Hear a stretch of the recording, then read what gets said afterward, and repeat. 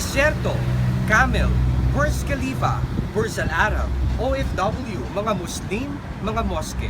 Ilan lamang ito sa mga salitang agad na papasok sa isip ng mga tao kapag narinig nila ang salitang UAE o United Arab Emirates at ang Dubai. Sa araw na ito, subukan nating balikan ang kasaysayan kung paano nga ba nabuo ang Dubai at ang UAE. There's no better place to go kundi dito nga sa tinatawag nilang Old Dubai at dito sa lugar na katatagpuan ng Dubai Museum. Ladies and gentlemen, ako po uli si Lance and this is The Vlog.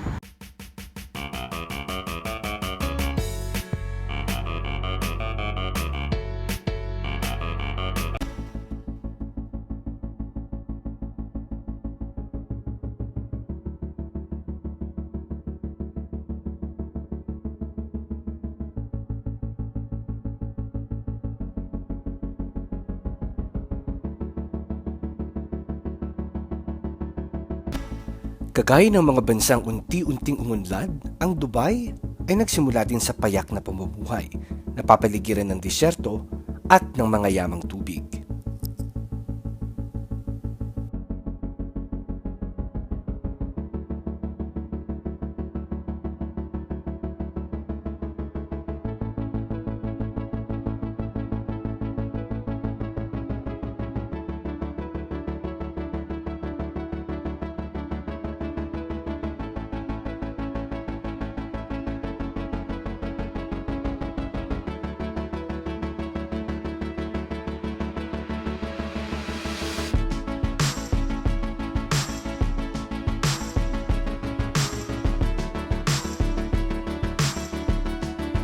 Kagaya din ng mga sinaunang Pilipino, namuhay ng payak ang mga tao dito sa Dubai. Makikita natin na parang halos bahay kubo yung itsura ng kanilang tinitirhan. Kung papasukin natin yung isa sa mga model na bahay ng lugar na ito, makikita natin ang kwarto kung saan sila natutulog, ang mga damit. Ayan, kitang-kita natin. At dito madalas na magsama-sama ang mga miyembro ng pamilya para mag-usap-usap sa pang-araw-araw nilang pamumuhay.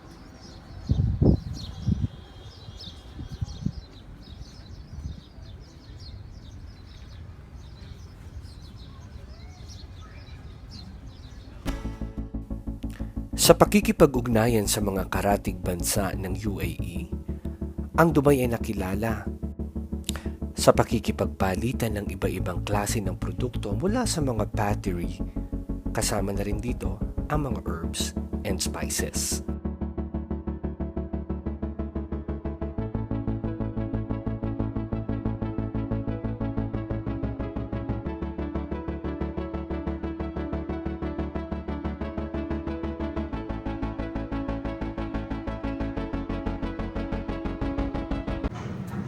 At bago pa nga nakilala ang Dubai sa pagmimina ng langis, naunang nakilala ang bansang ito kagaya ng minamahal kong bansang Pilipinas pagdating sa yamang dagat. Karamihan sa mga taong naninirahan dito ay namumuhay sa pangingisda at nakilala din pagdating sa pearl diving.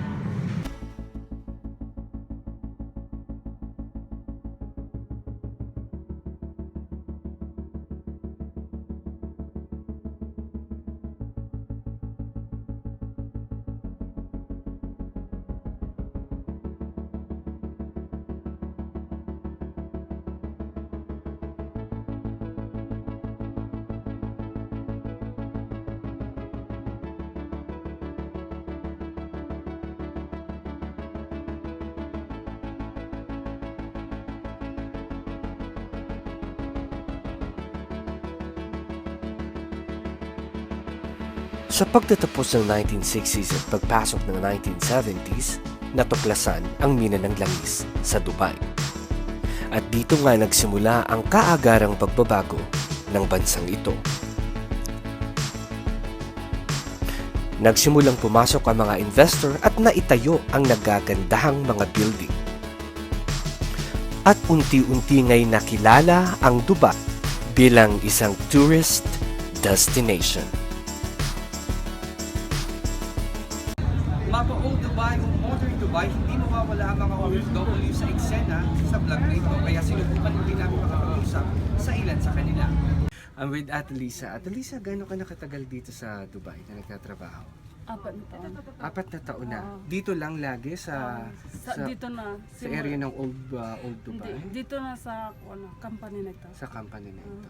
Okay. Kumusta naman yung trabaho so far? Mabuti naman. Mabuti naman. So, 4 na taon. Oo. Katagal. May saan ka sa atin sa Pilipinas? Cagayan Valley. Cagayan Valley, may asawa, may anak? Wala. Single pa? Oo. Hindi ka ba nag-iisip na baka dito mo makilala yung pang-asawa? Hindi na, nandito naman yung mga kapatid ko. Nandito ang mga kapatid mo. So far, everything is going well. Oo. Thank you so much. Ito pa rin tayo sa area ng Old Dubai. Kasama ko naman si Ate Nelly. Ate Nelly, gaano ka nakatagal na trabaho? Bali, 8 years na po. Gano'n nakatagal? Sa same company o palipat? Same company. Gano'n karami yung turistang pumupunta Ah, araw-araw? Actually, more than thousands maybe na turista ang dumadaan dito. Dumadaan. Kasi nga naging tourist spot ito na. Oo nga, yung itong area to ng Dubai talaga yung dinadayo din ng mga turista. So, saan ka sa atin sa Pilipinas? Bali, Cavite. Cavite. So, kumusta naman yung 8 taon ng pagtatrabaho? Okay lang naman. Originally from Cagayan ako. Kaso lang nakatunga rin ako ng Balikas Sa Cavite. Cavite. Maraming salamat. Thank you so much.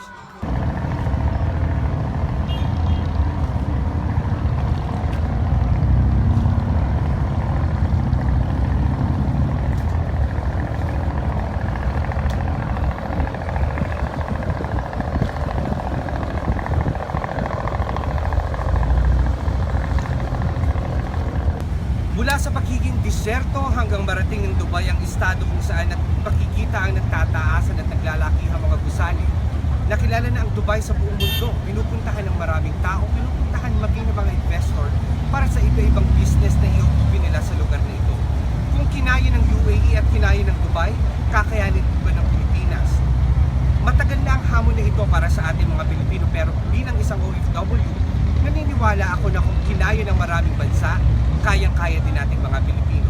Hanggang sa susunod pong episode ng vlog, ako po si Lance.